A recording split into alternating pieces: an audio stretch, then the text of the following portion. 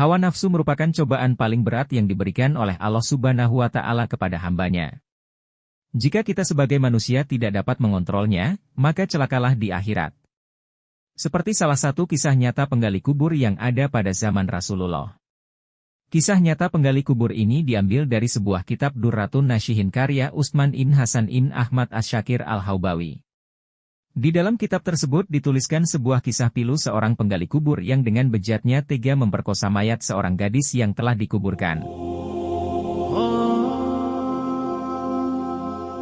Al-Kisah, ada seorang pemuda Madinah yang pekerjaannya sebagai penggali kubur. Pemuda ini gemar mencuri barang-barang berharga yang dikuburkan bersama mayat. Tindakan ini dilakukan ketika keluarga jenazah meninggalkan kuburan. Dia gali kuburan itu kembali untuk mengambil barang-barang berharga yang ikut dikuburkan bersama mayat. Dia akan mengambil kain kafan mayat jika kain itu dianggap berharga.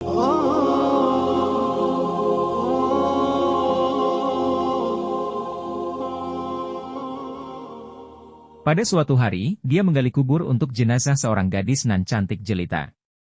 Begitu suasana sepi, ia menggali kembali kuburan gadis itu. Ia ambil kain kafannya. Matanya nanar melihat indahnya tubuh sang gadis. Ia pun melampiaskan syahwatnya kepada mayat tersebut. Usai menggauli mayat itu, pemuda ini sangat gelisah. Ia merasa dikejar-kejar dosa. Ia pun datang ke masjid Rasulullah di Madinah. Di sana ia ketemu Umar bin Khattab. Setelah mengucapkan salam kepada Umar, ia bertanya dengan cemas dan hati-hati. "Apa pendapat Anda jika ada seseorang yang berzina?" tanya pemuda itu. "Jika dia sudah menikah, ia dihukum rajam sampai mati. Jika ia belum pernah menikah, maka akan dicambuk 100 kali dan diusir dari kampung selama 1 tahun," jawab Umar tegas. "Lalu, bagaimana jika seseorang itu menzinai mayat dan ia belum menikah?" tanya pemuda itu sejurus kemudian. Umar terdiam. Bulu kuduknya berdiri mendengar pertanyaan pemuda tersebut. "Sungguh keterlaluan, saya tidak bisa membayangkan sebesar apa dosanya." "Siapa gerangan orang yang melakukan perbuatan keji seperti itu?" tanya Umar gusar.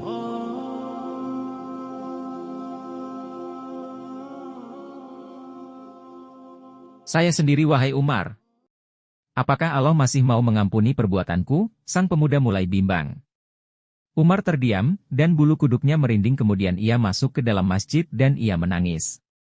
Rasulullah yang berada di masjid heran melihat kondisi Umar yang demikian itu. Setelah mengucap salam, Rasulullah Shallallahu Alaihi Wasallam bertanya kepada Umar apa yang membuat dirinya bersedih seperti itu. "Di luar saya menjumpai seorang pemuda yang membuat bulu kuduk saya berdiri, dan ia ingin bertobat dari dosanya," jawab Umar. Utsman bin Hasan bin Ahmad Asy-Syakir Al-Haubawi dalam kitabnya berjudul Durratun Nashihin menceritakan selanjutnya Rasulullah memerintahkan Umar bin Khattab untuk mengajak masuk pemuda tadi. Sang pemuda menangis terseduh-seduh sehingga membuat Rasulullah penasaran. "Mengapa engkau menangis wahai anak muda?" tanya Rasul.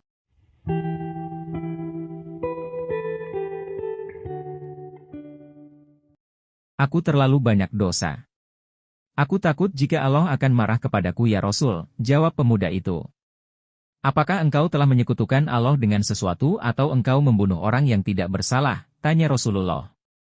"Tidak ya Rasul. Saya tidak pernah melakukan kedua perbuatan itu," jawab sang pemuda. Rasulullah Shallallahu Alaihi Wasallam berusaha menghibur anak muda itu.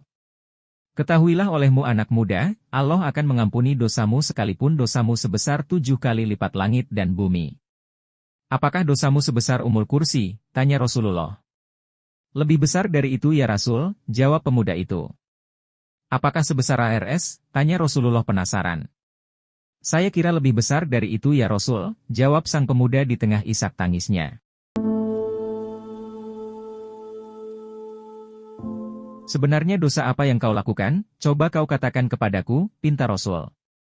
"Sungguh saya malu untuk mengatakannya," jawab pemuda itu. "Jika tidak kamu katakan maka dosa itu akan tetap membebani jiwamu," bujuk Rasulullah.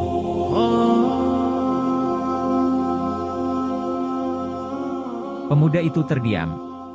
Kepalanya menunduk melihat lantai masjid. Ia mulai memberanikan dirinya untuk mengatakan apa yang telah ia perbuat. 7 tahun saya bekerja sebagai penggali kubur. Suatu ketika ada mayat kaum Ansyar. Ia masih gadis dan sangat cantik. Secara diam-diam saya menggali kuburannya lalu kubuka kain kafannya. Awalnya saya ingin meninggalkannya tetapi syahwat saya bergelora. Maka kulampiaskan syahwatku dengan menzinahi mayat itu sampai puas. Setelah itu saya tinggalkan begitu saja. Beberapa langkah saya hendak pergi meninggalkan kuburan itu, tiba-tiba mayat itu bangkit dan berkata, "Sungguh celaka engkau wahai pemuda. Apakah engkau tidak malu kepada Tuhan yang kelak membalasmu di hari kiamat? Pada saat semua orang dituntut balas, engkau membiarkan aku dalam keadaan telanjang dan berhadas besar di hadapan Tuhanku." Mendengar pengakuan pemuda ini, Rasulullah sangat marah dan seketika itu berdiri dan berkata, "Wahai pemuda fasik, tempatmu memang pantas di neraka. Keluarlah dari tempat ini." Sang pemuda keluar dengan hati yang hancur dan jiwa tak bersemangat. Tak ada harapan baginya untuk mendapatkan pengampunan dari dosanya. Sebenarnya ia ingin bertobat dengan sebenar-benarnya kepada Allah. Dia terus melangkah tanpa tahu arah dan tujuannya.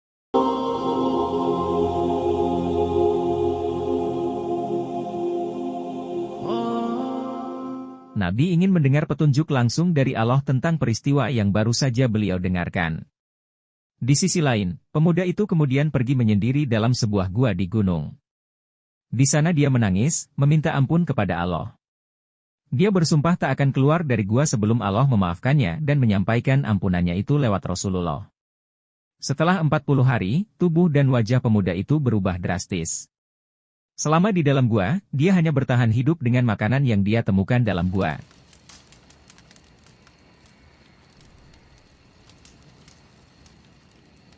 Ia berdoa, "Oh Tuhannya Nabi Muhammad, Tuhan Nabi Adam dan Hawa, jika aku telah engkau ampuni sampaikanlah kepada Nabi Muhammad dan para sahabatnya. Namun jika kau menolak tobatku ini, bakarlah aku di dunia dan bebaskan aku dari siksa di akhirat. Sungguh saya tidak akan sanggup menerima siksamu di akhirat kelak." Bersamaan dengan itu Allah mengutus malaikat Jibril untuk menemui Rasulullah Shallallahu Alaihi Wasallam.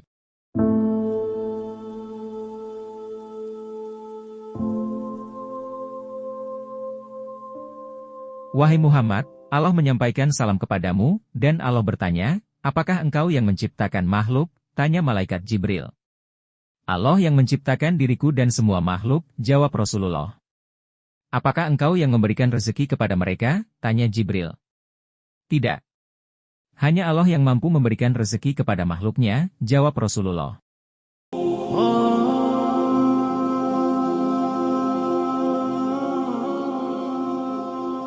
"Apakah engkau yang menerima tobat mereka atau engkau yang menghukum mereka atas dosa-dosa mereka?" tanya malaikat Jibril.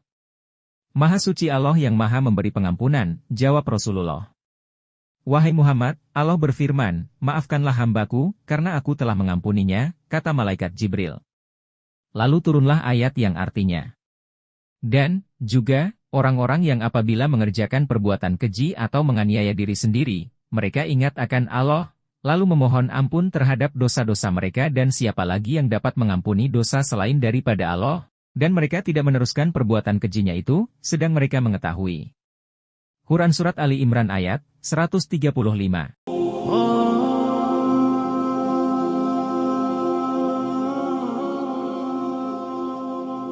Selanjutnya, Rasulullah Shallallahu Alaihi Wasallam memanggil pemuda tersebut dan memberitahukan bahwa Allah telah mengampuni dosanya dan menerima tobatnya. Tak lama kemudian pemuda ini meninggal dunia.